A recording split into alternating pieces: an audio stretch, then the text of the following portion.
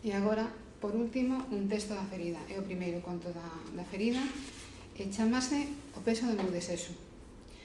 10 anos deitándome con el, 10 anos de beisos fuscos de boas noites, 10 anos apalpando as cegas a súa entreperna, só para que el retirase a miña man de mala maneira. Estate quieta dunha vez. Despois dun par de minutos de caricias inútiles. Había outras, eu sabía. Aquela carta, a foto dunha loura no peto interior do saco, as mamilas da peruqueira apuntándome aos ollos, o teu marido é un home encantador, as chamadas de teléfono, as citas cuidadosamente anotadas na senda.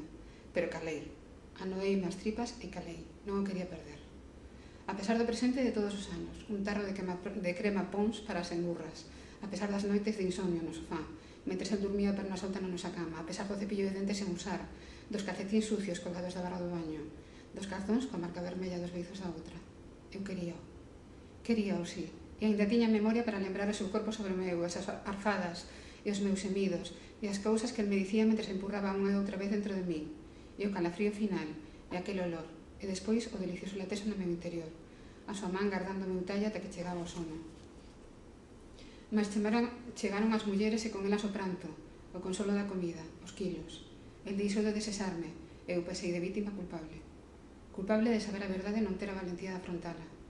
Culpable de agardar as escuras os seus ronquidos para proporcionarme a mí mesma o placer que el me negaba.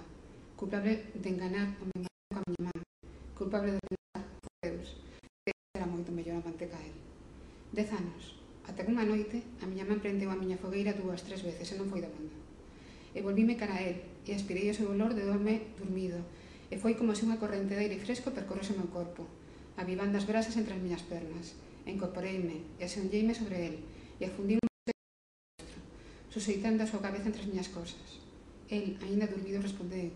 Eu, a amazona máis liseira, máis fermosa do mundo, galopei sobre o meu marido con forda, saltando cercas, facendo renser as polas que beiraban o camino. As miñas cosas, a montura que me levaba ao paraíso. Foi despois, cando me deixei caer sobre el, esgotada e feliz, e o meu oído registrou o silencio que habitaba o seu peito, foi entón cando souben que a miña montura me abandonara definitivamente a metade do traxecto.